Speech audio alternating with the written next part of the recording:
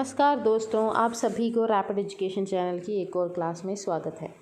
आज हम इकाई 5 की जो कविताओं की सूची दी गई है उसमें से एक एक करके पढ़ने वाले हैं। इसमें पहला है पृथ्वीराज रासो के रेवा तट समय। पृथ्वीराज रासो चंद बरदाई द्वारा लिखा गया महाकाव्य है जो हिंदी के प्रथम महाकाव्य के रूप में विख्यात है और चंद बरदाई हिंदी के प्रथम महाकवि हैं।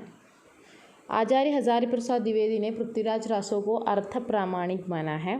तर्क है कि आदिकाल में प्रचलित संवाद शैली में ही पृथ्वीराज रासो की रचना हुई है। इस आधार पर वे केवल 7 सर्गों को ही प्रामाणिक मानते हैं जिसमें रेवा तट समय नहीं है। इस संबंध में उनका मत है कि सभी ऐतिहासिक कहे जाने वाले काव्यों के समान इसमें भी फैक्ट और फिक्शन, इतिहास और कल्पना का मिश्रण है।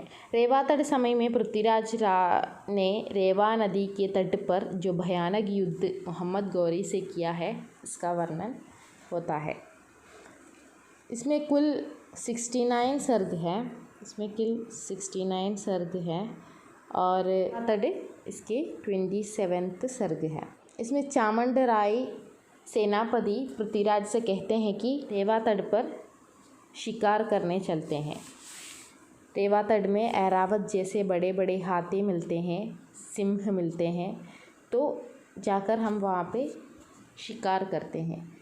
तो चंद बरदाई क्या है, अपने बाल सखा मंदरी से पूछते हैं चंद बरदाई से, क्या ये सही है कि ऐसा कोई हाथी वहाँ पे मिलते हैं या नहीं। तो चंद बरदाई ने कहा हाँ मिलते हैं, वहाँ पे बहुत सारे हाथी मिलते हैं।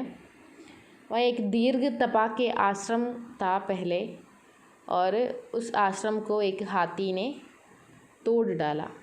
इस वजह से हाथियों को दीर्घ तपा ने श्राप दे दिया। इसके बाद हाथियों को मनुष्य सवारी के लिए लाने लगे। उससे पहले मनुष्यों के हाथ में हाथी नहीं आता था, लेकिन उसके बाद क्या है, लोग सवारी के लिए उपयोग करने लगा। और इस तरह रेवा तट का वर्णन पहले होता है, हाथियों का बहुत वर्णन होता है। वर्णन होने के बाद पृथ्वीराज वहाँ पे शिकार करने जाते हैं और वहाँ पे जो राजा है वहाँ उन्हें बहुत अच्छे से स्वीकार करते हैं।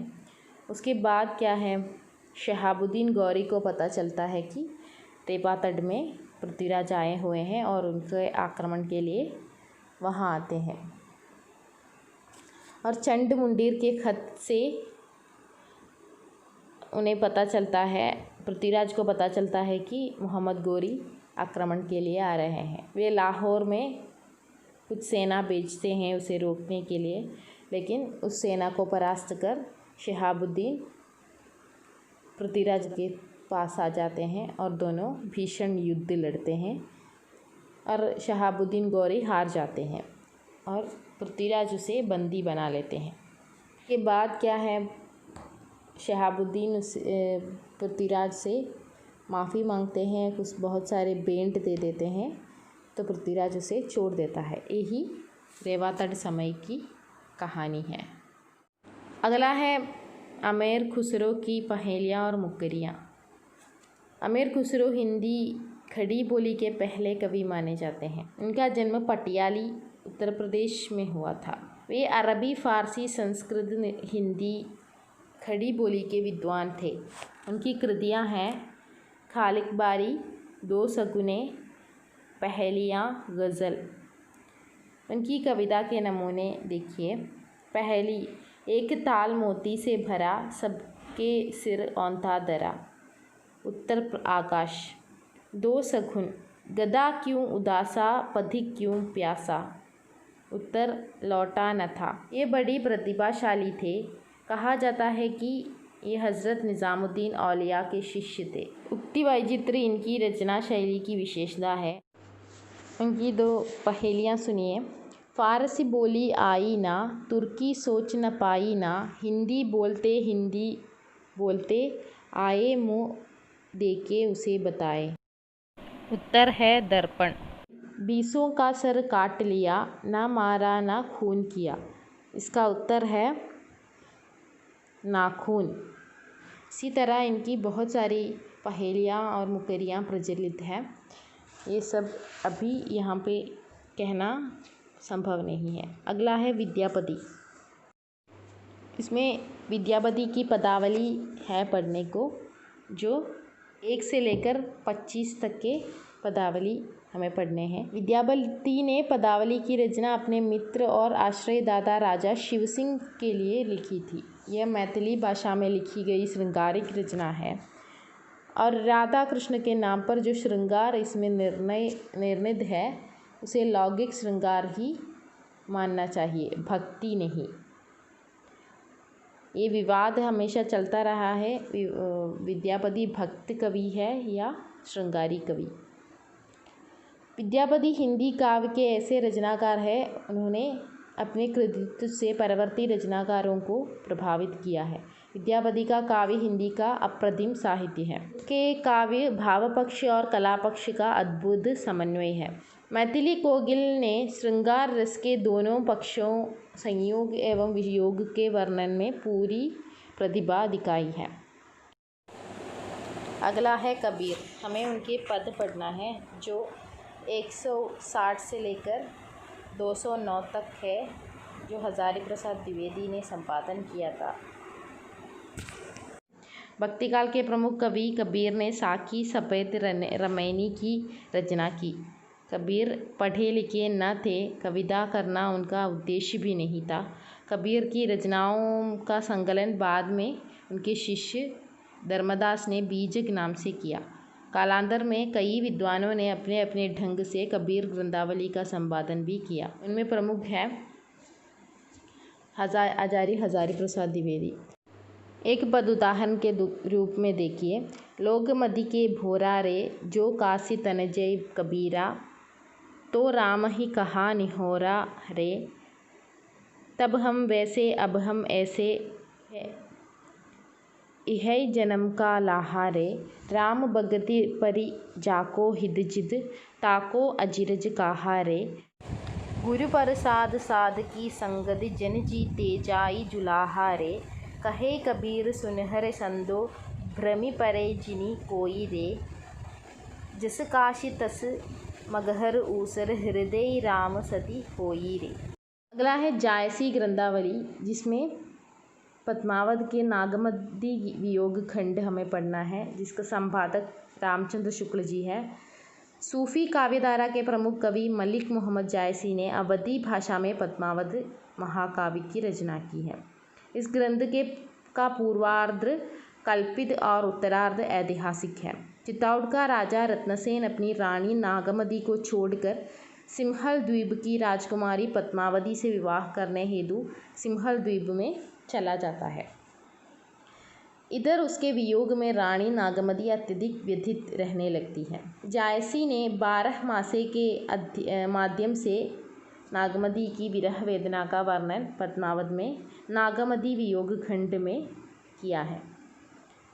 जायसी वेदना के अमर गायक है।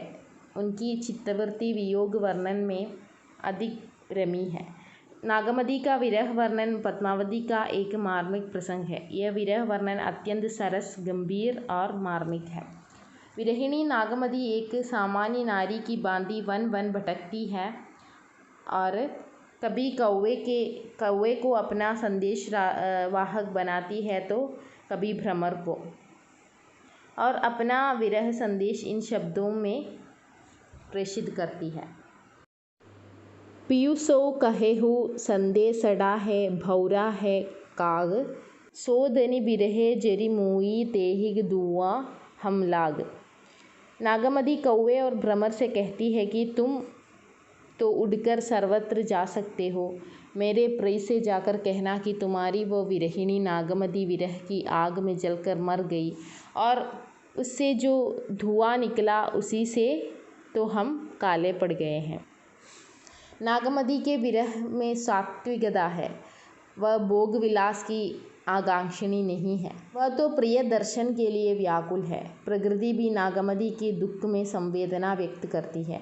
नागमदी की विरह वेदना को सुनकर पक्षी जल जाते हैं, वृक्ष पत्रहीन हो जाते हैं।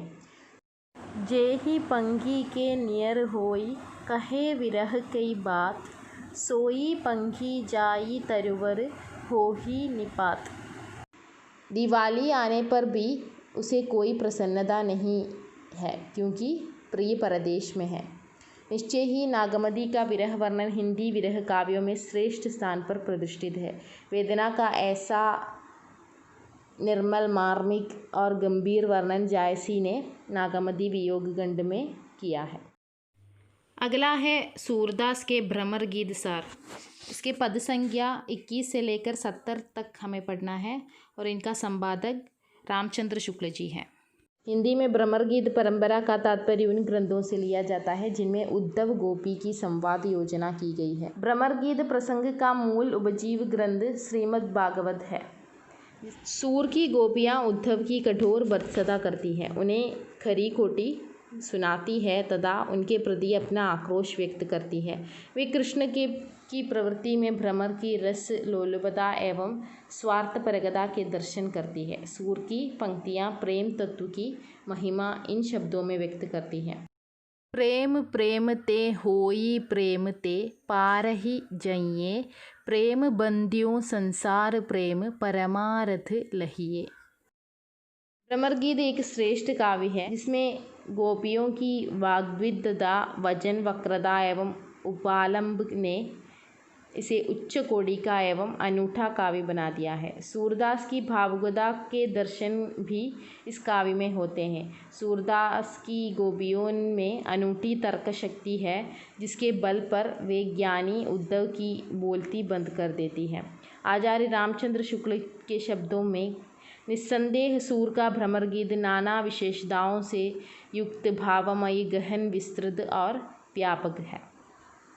भ्रमर गीत सार की प्रमुख विशेषताएं हैं: निर्गुण उपासना का खंडन, योग साधना का खंडन, उपालंब की प्रवृत्ति, लिंगोक्तियों की प्रधानता, कृष्ण के प्रति एकनिष्ठ प्रेम, उद्धव के उपहास एवं पराजय का चित्रण, गोपियों की विरह वेदना। अगला है तुलसीदास के रामचरितमानस के उत्तरकांड।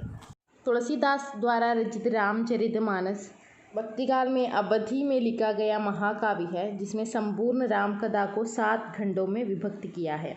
बालकांड, अयोध्या कांड, अरण्य कांड, किष्किंधा कांड, सुंदर कांड, लंका कांड और उत्तरकांड। उत्तरकांड इस रामचरितमानस का 7वां कांड है। श्री राम लंका विजय करने के उपरांत सीता, लक्ष्मण एवं अन्य वानरों के साथ अयोध्या लौट रहे हैं। यहीं से उत्तरकांड का आरंभ होता है।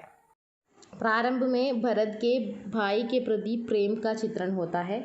उसके बाद राम राज्य की आदर्श शासन व्यवस्था का वर्णन है। देहिक देविक भौतिक तापा, राम राज नहीं काहू है व्यापा, सब नर करही परस्पर प्रीति, चलही स्वधर्म निरत श्रुति नीति। उसके बाद इसमें संत असंत के लक्षण निरूपण किए गए हैं।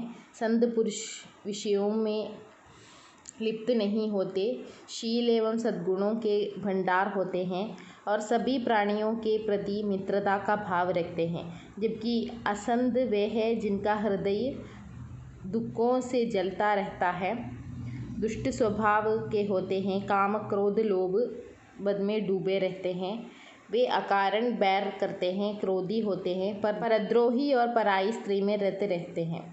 इसके उपरांत उत्तरकांड में ज्ञान भक्ति का प्रसंग है। तुलसी ज्ञान मार्ग की कठिनता एवं भक्ति मार्ग की सरलता का प्रतिपादन सांग रूपक के माध्यम से करते हैं।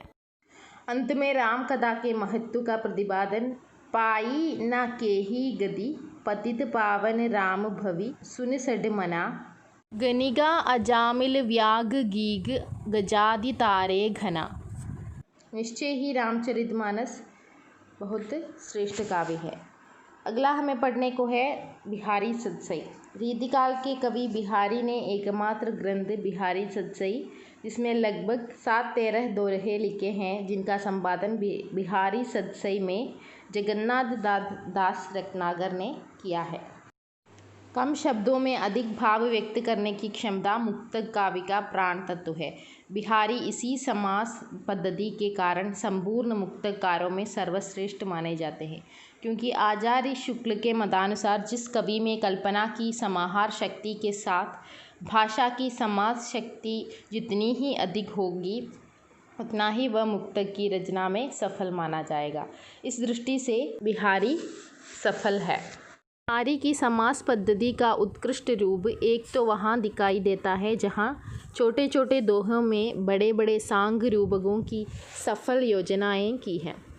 उदाहरण के लिए एक दोहा देखते हैं, जहाँ बिहारी ने नायिका के मस्तक पर लगे लाल बिंदु में मंगल का, मुख में चंद्रमा का, केसर के आड़े पीले तिलक में बृहस्पति का, नारी में राशि का और नायक के नेत्रों में जगत का आरोप करके सांग रूपक की योजना की है। मंगल बिंदु सुरंगु मुखु शशि केसरी आड गुरु, इक नारी लही संगु रसमय की लोचन जगत। एक दोहे का उदाहरण देखिए, नहीं पराग नहीं मधुर मधु नहीं विकास इही काल, अली कली ही सो बंदियो आगे कौन हवाल। हे, एक बार बिहारी के राजा ने रानी लाई जो बहुत छोटी थी। इस प्रसंग पर इन्होंने ये दोहा लिखा है, हे भ्रमर तू अभी से इस कली से इतना बंदा है, जब ये विकसित होगी तब क्या इसकी दशा होगी। यानी अली कली ही सो बंदियो, ये बहुत छोटे हैं। बिहारी ने तोड़े में बहुत कहते हुए गागर में सागर भरते हुए समास पद्धति का जो कौशल प्रकट किया है, वही बिहारी की लोकप्रियता का मूलाधार है। हिंदी के एकमात्र रिद्धि सिद्ध कवि है। अगला है घनानंद की कविता। दीदी मुक्त धारा के सर्वश्रेष्ठ कवियों में ये माने जाते हैं। ये दिल्ली के बादशाह मोहम्मद शाह रंगीले के दरबार में मीर मुंशी थे। घनानंद मूलतः लौकिक प्रेम पात्र के रसिक थे। इसी के हृदयगत प्रेम की जो लहर उनकी कविता में है, वह अन्यत्र दुर्लभ है। अपनी लौकिक प्रेयसी मोहम्मद शाह रंगीले के दरबार की नर्तकी सुजान के प्रति घनानंद ने प्रेम निवेदन किया है। वह हिंदी काव्य की स्थायी संपदा है। उनका मिलन नहीं हो पाया, इस वजह से ये चिरवियोग की गाथा ही रही। घनानंद के काव्य का प्राण प्रेम वियोग है। सुजान शब्द कृष्ण और प्रेयसी दोनों का बोधक है। अतः इनकी कविता में प्रेम और भक्ति का मिश्रण है, परंतु लौकिक प्रेम के स्वर ही अधिक मुखर है। निरंतर विरह ही उनका जीवन था और प्रिय का स्मरण तथा ध्यान ही उनकी दिनचर्या थी। घनानंद के विरह वर्णन में विरह की तीव्रता दिखाई देते हैं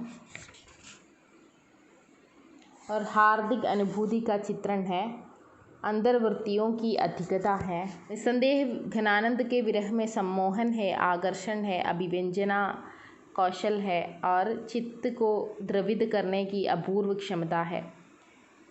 अतः आचार्य रामचंद्र शुक्ल ने ठीक ही लिखा है, घनानंद ने ना तो बिहारी की तरह ताप को बाहरी पैमाने से मापा है, ना बाहरी उछल कूद दिखाई है। जो कुछ हलचल है वह भीतर की है, बाहर से वह वियोग प्रशांत और गंभीर है। ना उसमें करवटें बदलना है, ना सेज का आग की तरह तपना, ना उछल उछल कर भगना। उनकी मौन मधी पुकार है। विरह वर्णनों में इनका विरह वर्णन सर्वश्रेष्ठ माना जाता है। अगला है मीराबाई। इनका संपादन विश्वनाथ त्रिपाठी ने किया है। आरंभ के 20 पद हमें पढ़ने को है। उनके पिता रत्न सिंह ने उनका विवाह चित्तौड़ का राणा सांगा के सुपुत्र भोजराज से करवाया था। दुर्भाग्यवश वे 7 वर्ष के बाद विधवा हो गई। मीरा के काव्य में राजस्थानी मिश्रित ब्रज भाषा का प्रयोग हुआ है। कहा जाता है कि प्रसिद्ध संत कवि रैदास मीराबाई के गुरु थे। उनकी भक्ति माधुर्य भाव की भक्ति है। वे कृष्ण को अपना पति मानती थी। उनकी गणना भारत के प्रधान भक्तों में की जाती है। इनकी रचनाएं हैं नरसी जी का मायरा, गीत गोविंद टीका, राग गोविंद, राग सोरठ के पद। उनके पदों के जो उदाहरण है देखिए। बसो मोरे नैनन में नंदलाल, मोहनी मूरति सावरी सूरति, नैना बने बिसाल। मेरे तो गिरधर गोपाल दूसरो ना कोई, जाके सिर मोर मुकुट मोरे पति सोई। अगले क्लास में फिर से मिलती हूँ। धन्यवाद।